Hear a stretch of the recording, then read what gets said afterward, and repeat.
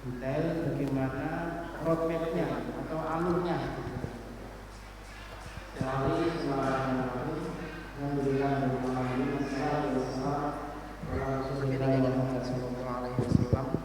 wa ala alihi wa ashabihi wa man tabi'ahum bi ihsan ila yaumiddin. Sa'uhayyikum bi tahiyatil Islam wa tahiyatil mubarakah min indillah. Assalamualaikum warahmatullahi wabarakatuh. Allahumma ja'alna wa ahlana wa dzurriyyatana min ahlil Qur'an. Bapak Ibu sekalian rahmati Allah, untuk mempersingkat waktu mungkin langsung saja nggih, monggo slide-nya Pak.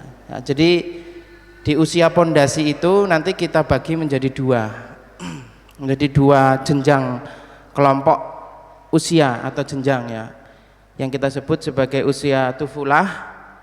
Ya, ini dari kata tiflun ya, kalau mungkin Bapak Ibu pernah mengenal kata-kata itu. Ya, inilah sesungguhnya yang usia anak-anak Bapak Ibu sekalian, yaitu usia 3 sampai 5 tahun.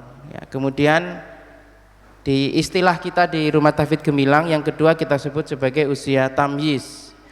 Ya, atau usia kutab, yaitu usia 5 sampai 12 tahun. Ya, yang ini nanti menggunakan, kalau Ustazah Silvi tadi biasa menggunakan istilah homeschooling ya. Lanjut. Nah, usia tufulah itu antara 3 sampai 5 tahun ya, belajar menghafal Quran 1 atau 2 juz. Dan pondasi dari menghafal itu yaitu di juz 30 sampai juz 29. Karena kemarin kita mengadopsi satu metode yang dibawa oleh Syekh Kamil dari Mesir nggih, Bapak Ibu sekalian. Ya, jadi pondasi anak-anak dalam menghafal itu di juz 30 dan juz 29. Kemudian setelah itu bukan naik ke juz 28 ya, setelah dia kuat di dua pondasi itu ya dimulai dari juz 1. Saya ingin mengutip salah satu ustazah, yaitu Ustazah Sarmini. Beliau mengatakan setiap orang yang menghafal mulai dari awal juz 1, maka dia punya kesempatan besar untuk menyelesaikan hafalan 30 juznya. Maka kita setelah dia punya pondasi di juz 30 dan juz 29, nanti masuknya ke juz 1. Kemudian belajar membaca huruf hijaiyah, kata atau kalimat Al-Qur'an, hingga dia bisa mampu membaca mushaf Al-Qur'an. Ya, kemudian ada pelajaran iman, adab, ibadah, diajarkan secara ringan dan praktis. Nah, kemudian ini intinya sebenarnya Bapak Ibu sekalian, ya kami ingin membuka pola pikir kita bersama-sama, mengajak Bapak Ibu merenungi salah satu konsep ini, bahwa sesungguhnya inti dari pondasi pendidikan anak itu ada di usia tamyiz dan usia tamyiz atau usia kutab. Ya. Ya. Kutab adalah konsep pendidikan Islam yang mempunyai sejarah panjang melahirkan orang-orang besar. Jadi Bapak Ibu sekalian, kami ingin mengajak panjenengan semua bahwa mendesain sebuah pendidikan di usianya yang pondasi itu berdasarkan sejarah, bukan berdasarkan penelitian saat ini. Ya, yang tadi Dr. Eka bilang, prihatin, saya sangat prihatin, banyak teman-teman saya di dunia pendidikan itu sering berdiskusi, ya biasanya selalu yang menjadi referensi pendidikan itu satu adalah Finlandia. Mesti sing diomongke apa sekolah terbaik, metode terbaik dalam mendidik anak-anak di sekolah itu adalah Finlandia. Kenapa kiblat kita ke sana Bapak Ibu? Kiblat kita kenapa tidak ke di mana Islam itu tumbuh, di mana risalah Rasulullah Muhammad SAW itu dimunculkan dari situ. Maka disitulah kita seharusnya berkiblat dalam dunia pendidikan. Ya, kemudian terus saja Pak ini, ya lagi terus. Ya, sehingga Bapak Ibu sekalian, berdasarkan pendidikan dengan manhaj kenabian itu, kita punya 4 visi keluarga panjenengan semua sebagai orang tua ya. Yaitu yang tadi doa sering dilafazkan oleh Dr. Eka ya. Rabbana hablana min azwajina qurrata a'yunin ya, menjadi penyejuk pandangan mata. Kemudian waj'alna lil muttaqina imama, dan menjadi pemimpin bagi orang-orang yang bertakwa. Kita doakan di antara berapa tadi 1000, totalnya berapa, 2.200-an santri Pak, dan 50 santri menjadi bagian itu semua. bisa jadi mungkin nanti yang ditakdirkan oleh Allah dengan takdir yang baik menjadi pemimpin orang-orang bertakwa bisa jadi dari salah satu dari santri di Kediri ini. Amin, Allahu Akbar. Kemudian dijauhkan dari api neraka dan dimasukkan ke dalam surga. Ini harusnya yang menjadi 4 visi yang Bapak Ibu pegang setiap hari dan bersama-sama pasangan Bapak Ibu sekalian diwujudkan dengan ikhtiar yang kita lakukan setiap hari. Nah, kemudian potret akhir generasi. Sekarang ini, kemarin ketika saya menyampaikan ini Bapak Ibu sekalian, banyak yang mengatakan, kenapa Ustadz selalu dikatakan akhir generasi, akhir zaman, begitu ya Bapak Ibu sekalian ya. Kita tidak usah berdebat dalil misalnya, karena banyak perdebatan di kalangan kaum muslimin, bahkan para ulama yang Allah itu dalil yang tidak sahih, dalilnya dhaif, bahwa sekarang sudah sampai akhir zaman, bahwa ada usia umat hanya sampai 1500 tahun. Gak usah kita lihat itu Bapak Ibu sekalian. Kita lihat dari mana kata-kata ini sebenarnya muncul Bapak Ibu sekalian. Kata-kata ini muncul dari orang-orang barat sendiri yang memberikan istilah ini. Mereka memberikan istilah anak-anak kita Bapak Ibu, dan generasi setelahnya. Jadi 2 generasi ini Bapak Ibu sekalian, itu mereka sebut dengan generasi Z. Padahal kalau kita belajar alfabet Bapak Ibu sekalian, tidak ada huruf setelah huruf Z. Berarti huruf Z adalah huruf yang terakhir Pak. Mereka loh sudah membaca nubuah itu Bapak Ibu sekalian.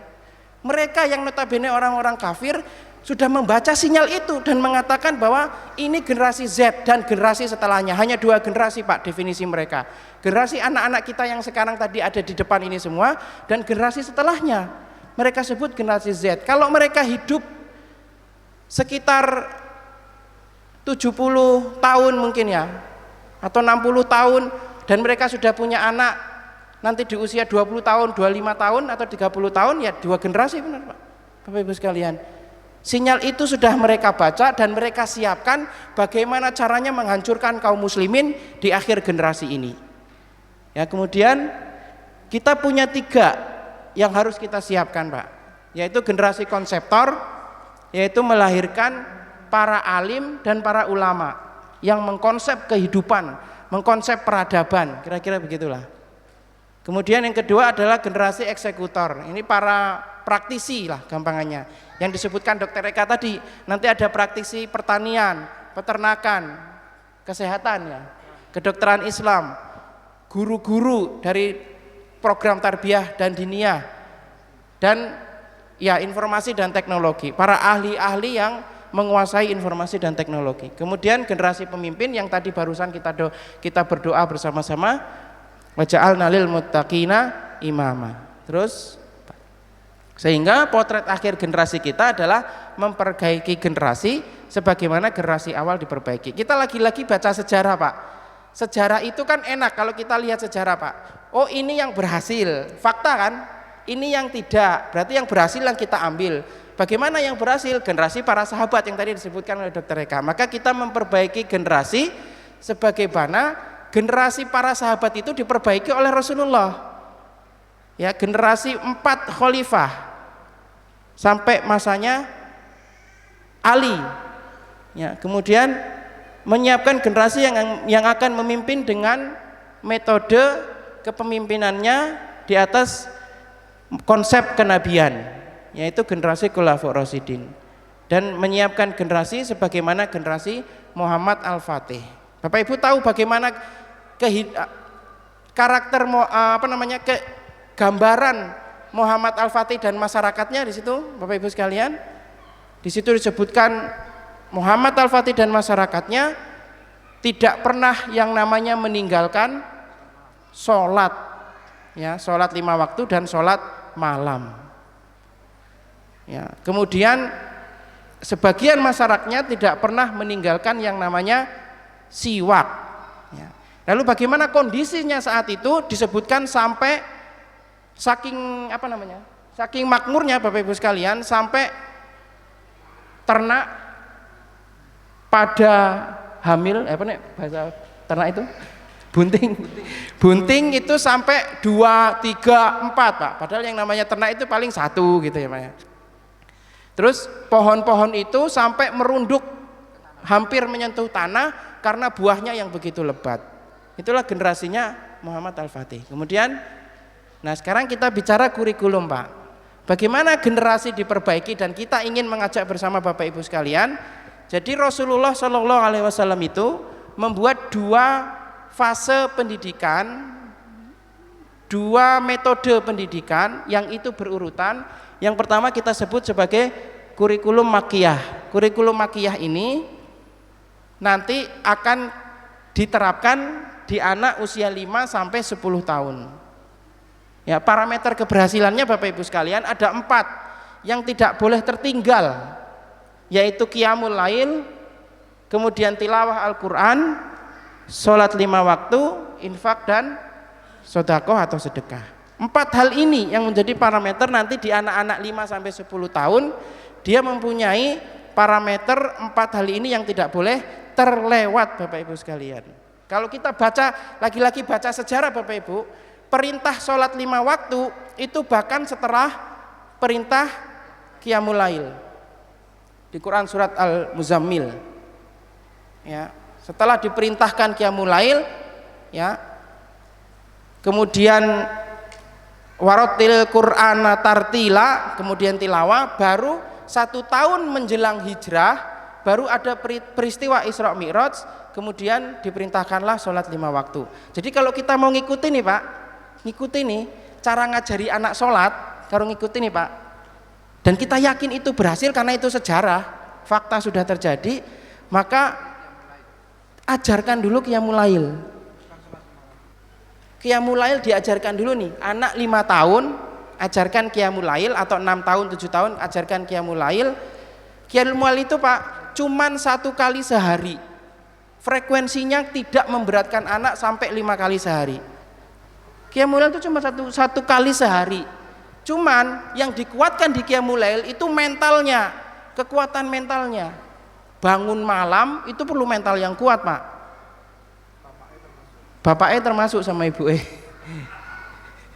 Jadi kita sendiri juga Pak belajar ya qiyamul lail. Setelah dia kuat qiyamul lail Pak, dengan mental yang kuat, berdiri di tengah malam. Berdiri di tengah malam itu nggak gampang loh Pak. Berdiri di tengah malam itu nggak gampang, apalagi sholat mingkon ngadeg tok ae. Coba Pak, kita sendiri ya Pak, jam 2 jam 3 malam itu coba bapak ibu berdiri nggak usah sholat, mesti terhuyung-huyung Pak kita Pak. Untuk berdiri saja itu luar biasa, perlu menyiapkan mental yang luar biasa ya. Kemudian melakukan sholat, insya Allah nanti masih yang tadi Pak ya, nanti kemudian ketika dia diperintahkan sholat 5 waktu, enteng saja ya. Kemudian tilawah Al-Quran, alhamdulillah di RTG sudah kita lakukan dengan menghafal Al-Quran, itu termasuk bagian dari tilawah Al-Quran. Dan infak dan sedekah. Infak dan sedekah ini ajaran Rasulullah sebelum turunnya wajib zakat. Aturan zakat sebelum turun itu dilatih dulu dengan infak dan sedekah. Kenapa Pak? Zakat itu ancaman Allah bagi orang yang tidak berzakat itu luar biasa. Bahkan ancaman Allah itu diwujudkan di masanya Khalifah Umar. Barang siapa yang tidak berzakat ditebas oleh Umar, dipenggal. Tapi hampir tidak ada yang ditebas atau dipenggal karena sudah terbiasa mereka berinfak dan berzakat. Ketika turun syariat zakat Pak, ini gampangnya gini, zakat berapa persen toh zakat, misalnya 2,5%. Wow, lah biasa saya kalau infak dan sedekah lebih dari itu, udah biasa mereka Pak. Mereka menginfakkan sampai 50% hartanya, 50% hartanya, bahkan ada yang lebih kan begitu. Ketika diturunkan syariat zakat, mingkon ngetok kerong 0,5%, ya enteng lah. Ini yang disebut kurikulum makiyah Pak, menguatkan mental tapi tidak ada beban-beban syariat yang banyak. Terus, nah 10 kurikulum iman makiyah yang dikuatkan di usia 5 sampai 10 tahun itu ada 10 Pak. Yang pertama Al-Quran harga mati. Kalau belajar soal kebangsaan ada istilah NKRI harga mati ya Pak. Kalau soal pendidikan kita punya istilah Al-Quran harga mati. Utama dan pertama, nggak boleh lewat Pak tentang Al-Qurannya. Maka saya sering kalau ada wali santri itu datang, calon wali santri, Kalau ditanya, ini sekolah berbasis Al-Quran ya Pak? Bukan Pak, ini bukan sekolah berbasis Al-Quran. Pendidikan kita itu bukan kurikulum yang dilandasi, diinspirasi dengan Al-Quran, bukan Pak. Tapi pendidikan Al-Quran. Al-Qurannya langsung yang diinstal ke anak-anak. Bukan inspirasinya dari Quran, anak-anak diajari IPA, inspirasinya dari Quran, bukan. Quran yang diajarkan Pak. Maka ini lembaga pendidikan Quran, bukan lembaga pendidikan berbasis Quran. Jadi beda ya Pak.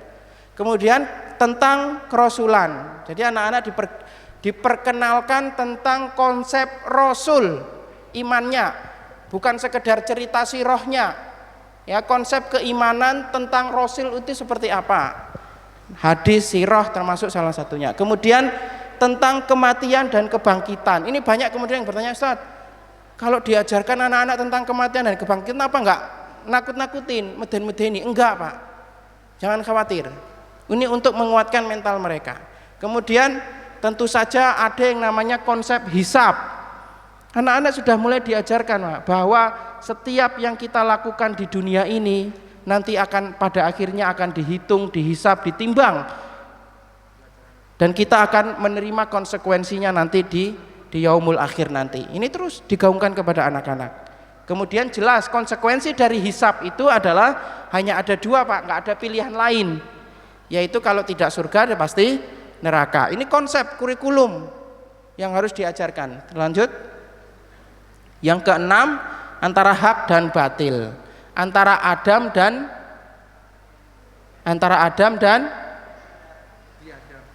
Adam Pak, antara hak dan batil. Ini kisah antara Nabi Adam dan iblis.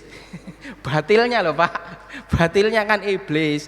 Kita ceritakan bagaimana itu iblis. Iblis itu siapa, ya, dan bagaimana sekarang turunan-turunannya, begitulah Bapak Ibu. Lalu apa sifat-sifat iblis itu sesungguhnya, kan begitu. Ya, iblis misalnya punya sifat dia tidak mau lebih rendah dari orang lain. Nah, ini sifat iblis Pak. Kalau kita ada perasaan bahwa aku pokoknya tidak mau lebih rendah dari orang lain, atau menganggap orang lain lebih rendah dari kita, itu sifat iblis.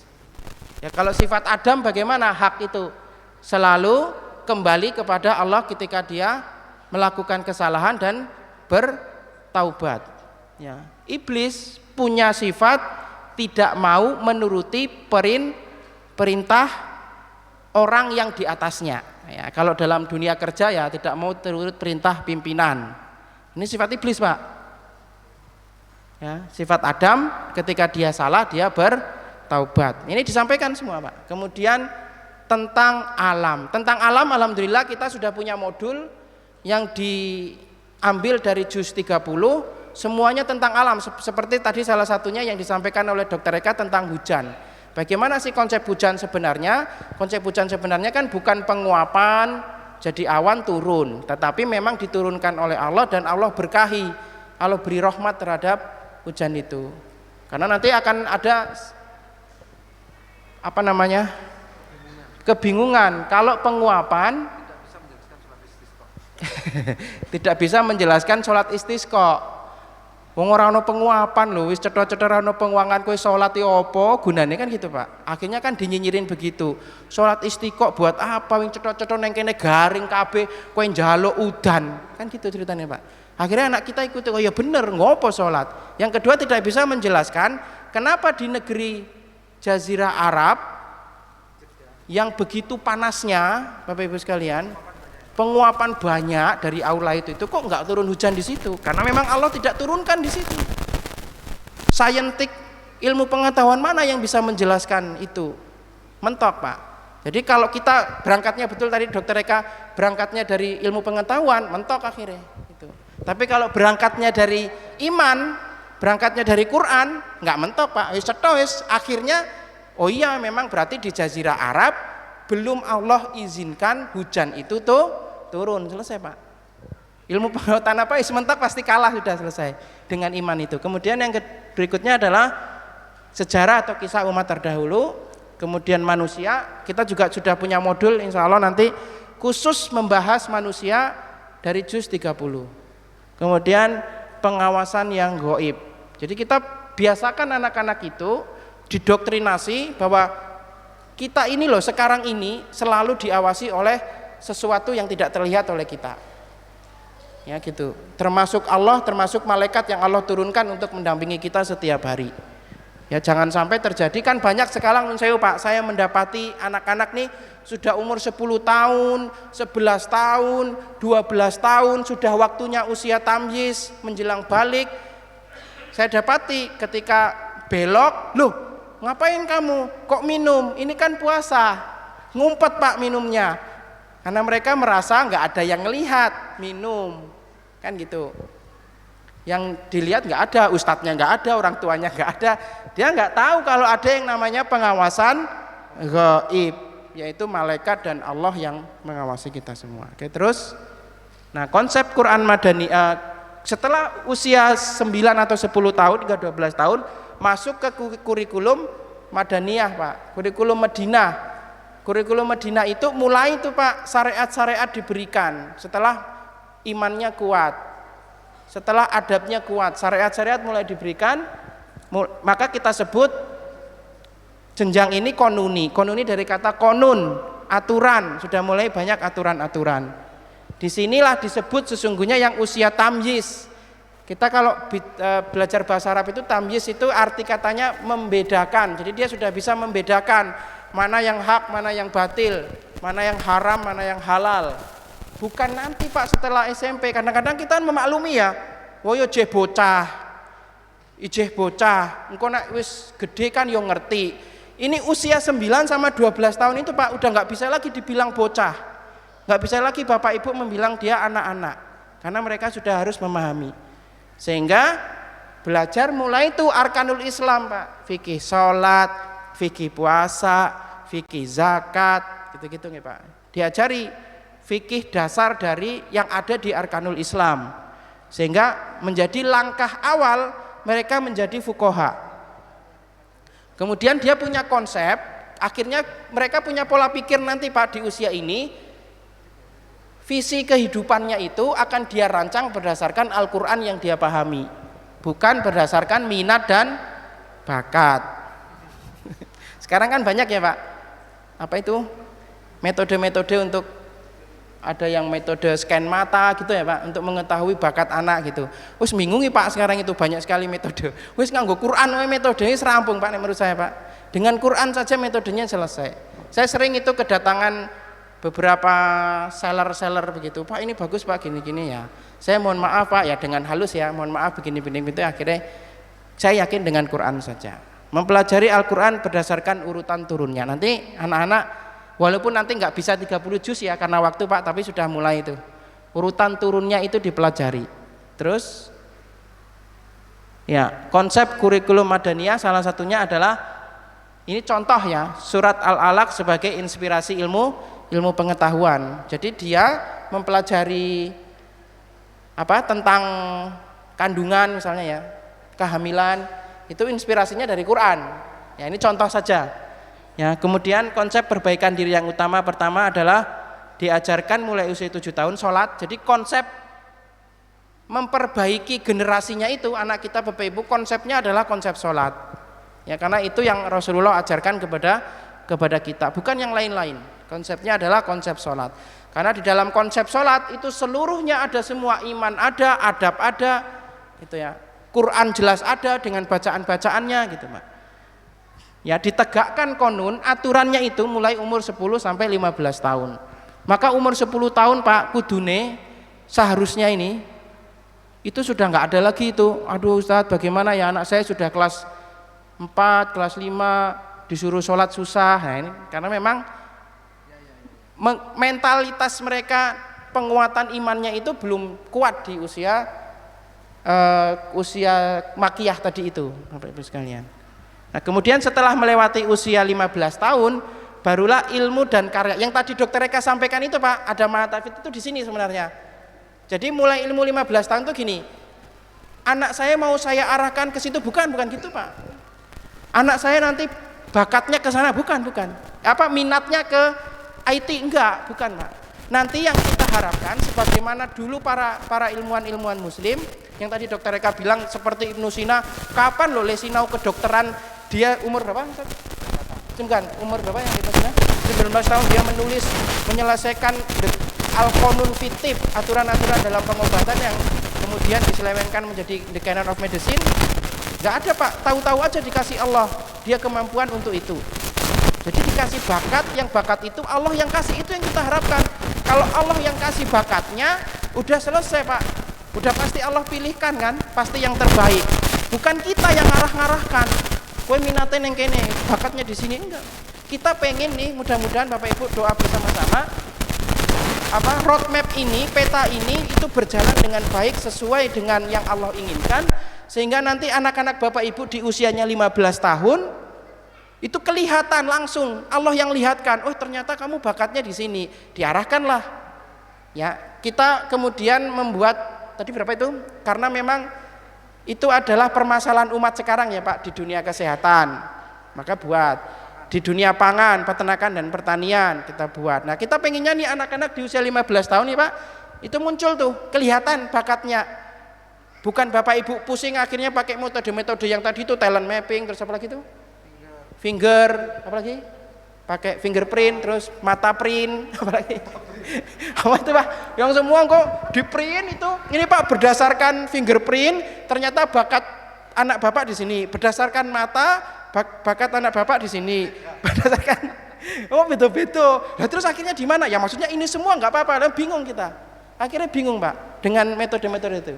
Allah, kita mengharapkan berdoa Bapak setiap hari, ya Allah berikan di mana keahlian anak saya nanti di usia 15 tahun dengan Quran, sehingga Allah kasih, hingga muncullah Ibnu Sina di era abad 21 ini misalnya. Muncul Ibnu Nafis. Ibnu Nafis itu generasi setelahnya Ibnu Sina, dia membuat buku tentang peta darah ya, peta darah Pak. Padahal dia nggak pernah itu bedah orang darahnya, pembuluh darahnya sampai kemana, belum punya juga teknologi ronsen dulu ya Pak ya, belum punya teknologi ronsen atau kamera yang bisa dimasukkan itu, belum punya Pak Ibnu Nafis itu. Tapi dia bisa loh buat gambar peta aliran darah. Kitab itu ada di sana sekarang di dunia barat, dipakai ya, padahal nggak pernah itu, Allah kasih Pak.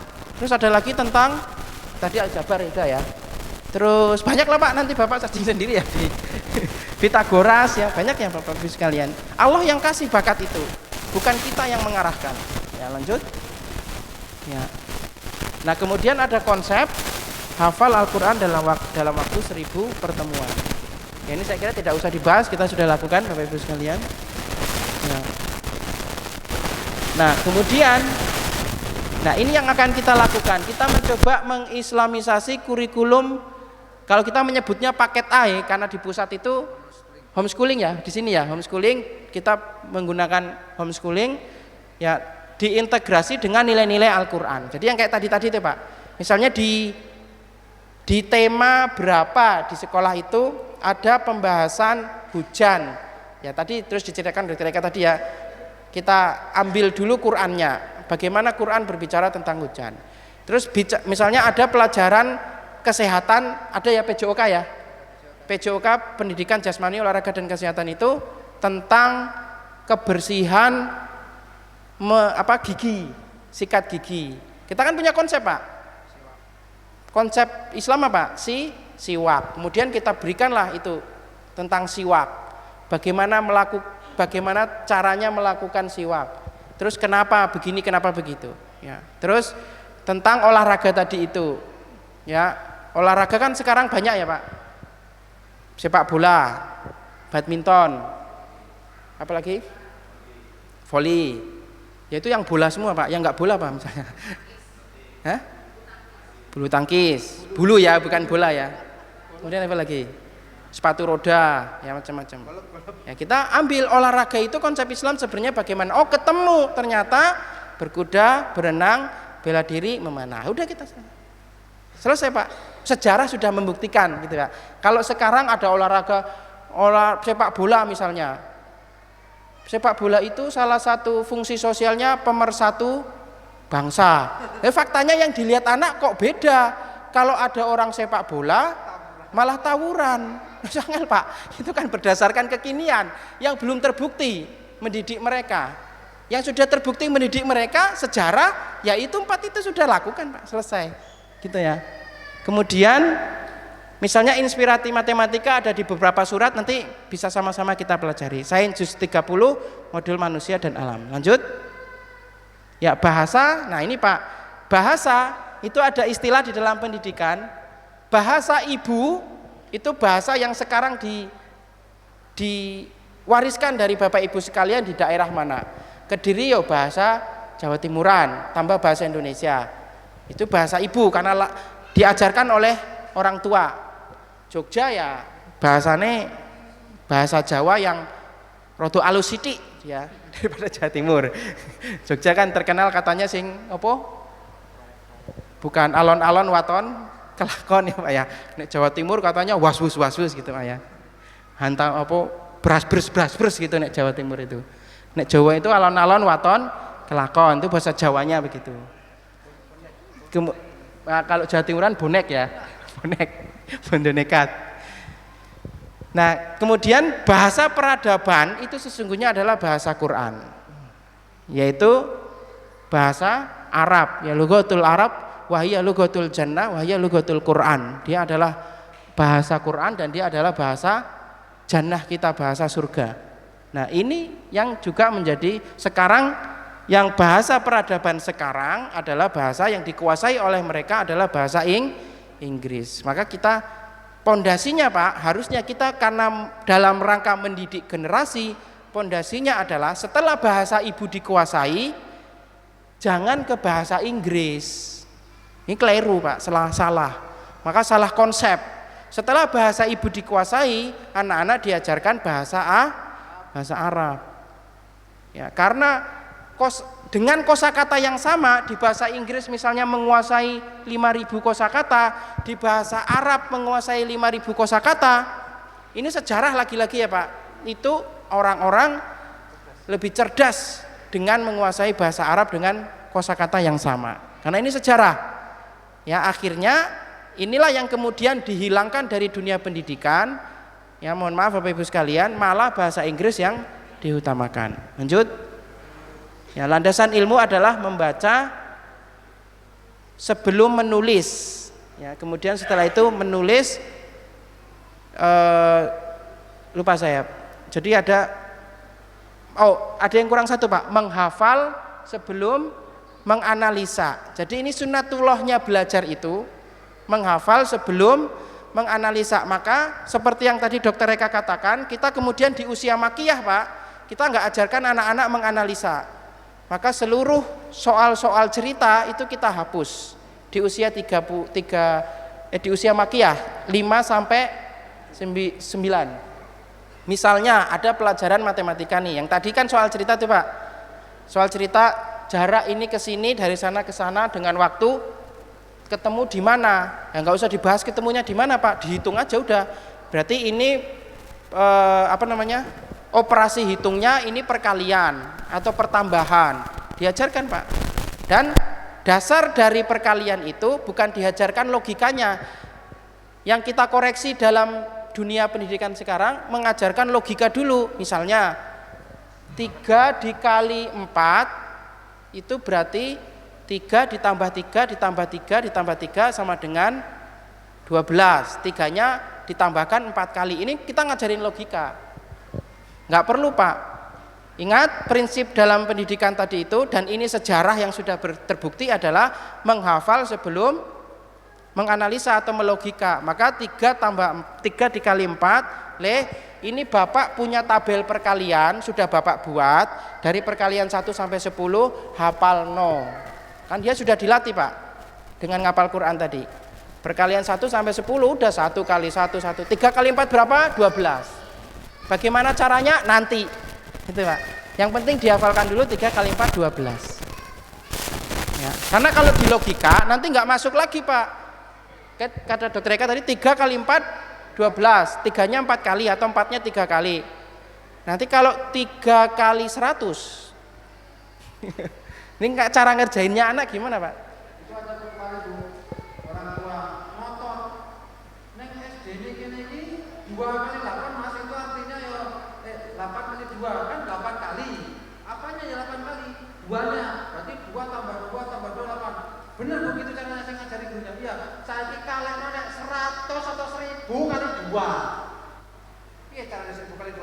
2 tambah 2 tambah 2 tambah 2 berarti 1000. Kesumen apalnya rampung. Ya. Jadi rahasia belajar sudah bisa ditemukan ya Pak ya, menghafal sebelum menganalisa. Apalkan aja Pak, semua diapalin karena akan menstimulasi kecerdasan anak-anak. Quran dihafalin. Ya, setelah dia selesai hafal baru mempelajari analisanya Quran. Kalau kita ngajari analisa dulu ya angel Pak anak-anak ya. Terus lanjut. Nah, warisan kenabian ini keterampilan hidupnya ada peternakan, pertanian, perdagangan, dan sekarang yang kontemporer adalah informatika dan teknologi. Terus ya, ini olahraganya, jasadiahnya berkuda, berenang, bela diri dan memanah. Berdasarkan apa? Berdasarkan sejarah tadi itu Pak. Jadi Bapak Ibu nggak usah pusing-pusing anak saya APM melu olahraga apa ya? Harus 4 ini Pak, diantara ini 4-4-nya lebih bagus. Kalau belum bisa 4-4-nya pilih salah satu. Nanti diantara ini juga ada tahapan-tahapannya Pak, yang sesuai kita pelajari berdasarkan sejarah juga gitu lah. Berenang misalnya, bagaimana tahapannya? Apa gaya bebas dulu, apa gaya katak dulu? Wah, bingung Pak. Gaya dada, gaya kupu, apa gaya batu sisan gitu ya misalnya ya. Nanti ada tahapannya, tidak saya sampaikan detail di sini, nanti waktunya nggak cukup nih Bapak Ibu. Terus lanjut. Ya, sekarang saya ingin Bapak Ibu memahami supaya nanti kita ada kerjasama yang baik. Terakhir ini ada kerjasama yang baik antara Rumah Tahfidz Gemilang dengan Bapak Ibu sebagai orang tua yang mendapat tugas sebagai pendidik atau guru terbaik di rumah. Karena sentuhan tarbiyah orang tua itu di usia ini Bapak Ibu sekalian itu tidak boleh lepas.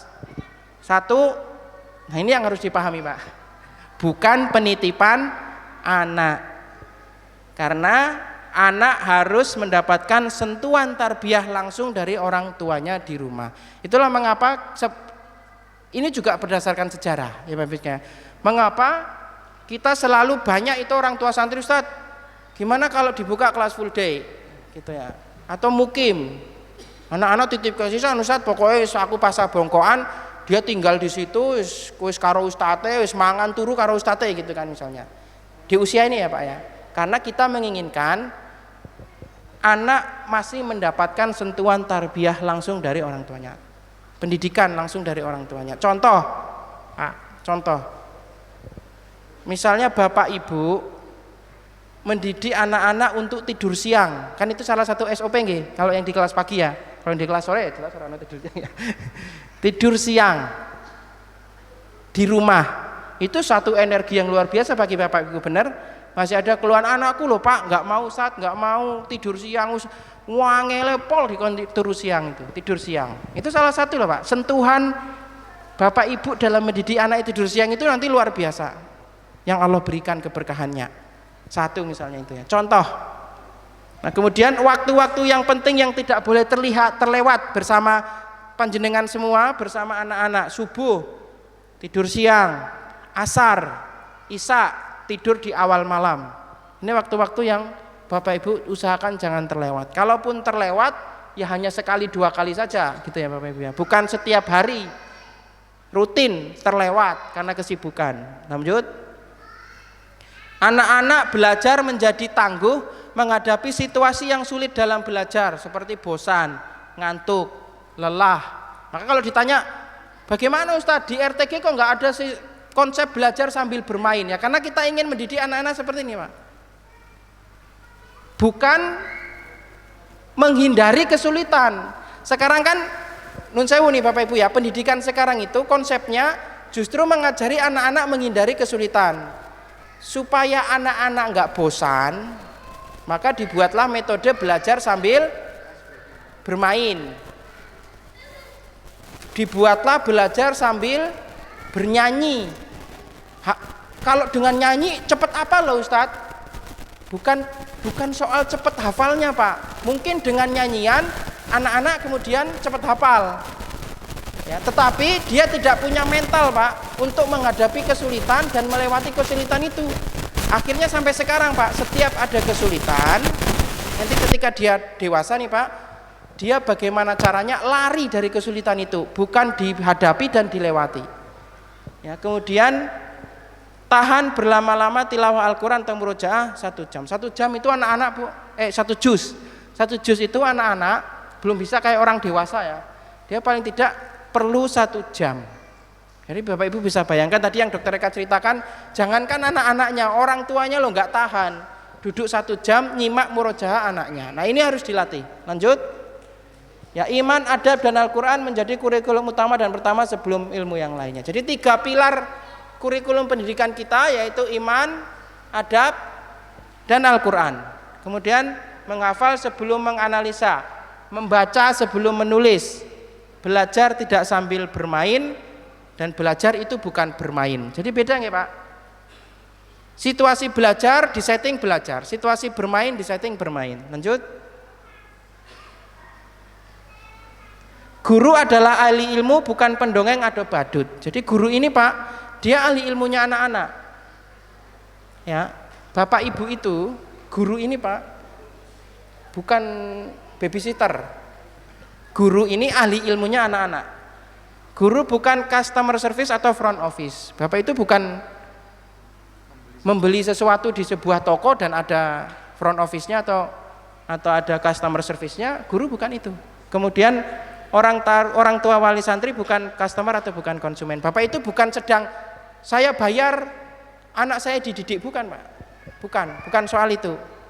Ya, maka yang harus Bapak Ibu lakukan kepada para guru-guru ini, ada berapa tadi guru-guru di sini adalah menjaga adab kepada mereka.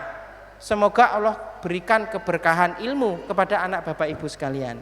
Jadi guru ini Pak adalah wasilah keberkahan ilmu yang Allah berikan kepada anak Bapak Ibu sekalian. Nah itu yang perlu dipahami ya. Maka hati-hati nih Pak, mohon maaf ya. Hati-hati kalau misalnya kita sedikit komplain sama guru, protes sama guru soal anak kita, dan kita lupa menjaga adab. Itu hati-hati banget Pak, hati-hati banget. Jadi Bapak Ibu tolong perhatikan ini baik-baik ya. Anak saya kenapa pulang-pulang lecet tangannya misalnya, ustazah gitu misalnya ya, sambil nunjuk-nunjuk, nggak bisa menjaga anak saya dengan baik. Wow, habis Pak itu Pak, udah Pak, dicabut keberkahan ilmunya oleh Allah ya. Maka kalau mau tanya baik-baik Pak ya, jangan dengan cara-cara yang gitu ya. Seperti kita lihat di YouTube ya Pak, ada kiai non sewu ya.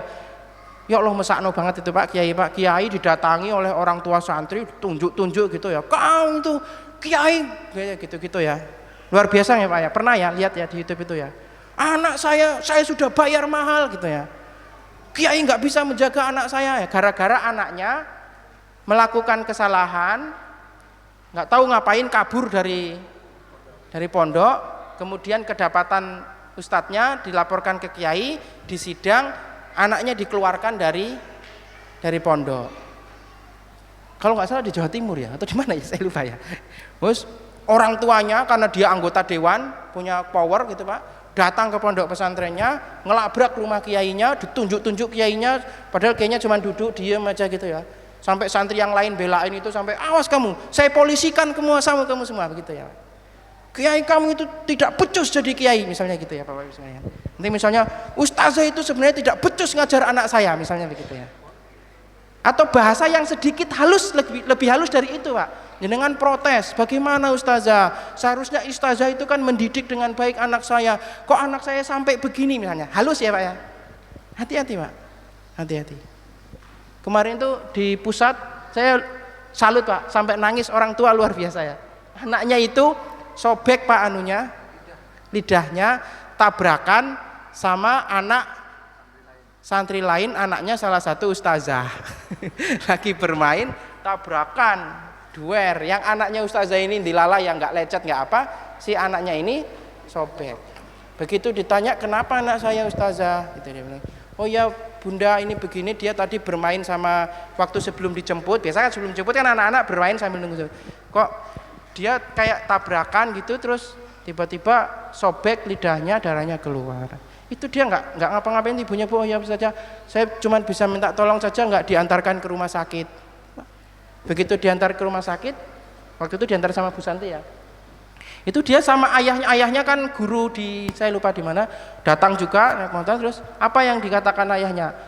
Enggak, bagaimana ini bisa terjadi ustazah? Enggak, itu si orang tua cuma ngomong, alhamdulillah ustazah saya dibantu, karena dia kan naik motor ya, nggak punya mobil ya, saya dibantu dengan mobil RTG ini, saya terima kasih sekali ya sampai dibantu sampai ke rumah sakit. Itu gitu doang, Bu.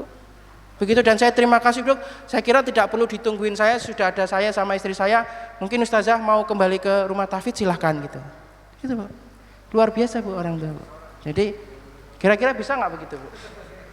Anaknya lecet dikit sudah, kenapa anak saya ini misalnya begitu ya. Ustazah bisa nggak menjaga anak saya ini? Saya sudah bayar mahal, IPP-nya 5 juta berapa? SPP-nya 500, belum bayar tarbiyah jasa dia lagi 100.000, belum nanti ada tambahan konsumsi gitu ya. Dihitung-hitung semua Pak, itu Pak yang sudah dia keluarkan. Ya, terus nah, ya, ini makanya ini Pak terakhir Pak. Biaya yang dikeluarkan oleh orang tua adalah infak, niatkan Pak, infak fi sabilillah, bukan bayar SPP saya membeli jasa, kan gitu Pak. Ini kita nggak nawarin jasa ya Bapak Ibu ya sekalian, bayar jasa, saya sudah bayar, maka wajib Ustadz Ustazah memberikan jasa mendidik anak saya, bukan Pak. Ya, jadi bukan, akadnya itu bukan nukut itu uang ya, atas akad jual beli. Jadi akadnya bukan jual beli nggih Bapak Ibu ya. Akad Bapak Ibu membayar di sini itu bukan jual beli. Niatkan infak fi sabilillah. Kemudian ilmu bukan nilai rapor atau ijazah. Bersihkan niat dalam menuntut ilmu. Ilmu itu bukan nilai anak saya berapa, lulus atau tidak, bukan itu. Ya, maka bersihkanlah niat Bapak Ibu bahwa menuntut ilmu itu, anaknya menuntut ilmu memang karena Allah Subhanahu wa taala. Belajar adalah ibadah dan jihad. Maka orang yang belajar, kata Rasulullah, ketika di perjalanan dia terkena sesuatu dan wafat, dia dianggap sebagai mati syahid Pak, diniatkan ya, diniatkan. Nah, Bapak ngantar anak kemarin habis kena, nggak tahu kenapa anaknya lecet, Bapak udah muring-muring begitu kan ya, udah atine wis senep gitu karo RTG, dianggap nggak bisa jaga anaknya karena lecet, anaknya tangannya apalagi lidahnya sobek kayak santri pusat kemarin yang saya ceritakan itu, sambil nganter dari rumah wis emosi tabrakan. Wis kacau udah Pak. Dibersihkan Pak, naudzubillah, jangan sampai begitu nggih Bapak Ibu sekalian ya. Terus sudah habis. Lanjut, ada lagi? Ya, selesai ya Bapak Ibu sekalian. Selesai Bapak Ibu sekalian, pas nggih waktunya ya. Ya. Saya cukupkan sekian, nanti kalau ada 1-2 pertanyaan yang bisa saya jawab atau Dokter Eka, yang tidak bisa saya catat, nanti saya bawa ke pusat untuk dirapatkan untuk dijawab. Billahi taufiq wal hidayah. Assalamualaikum warahmatullahi wabarakatuh. Waalaikumsalam warahmatullahi wabarakatuh.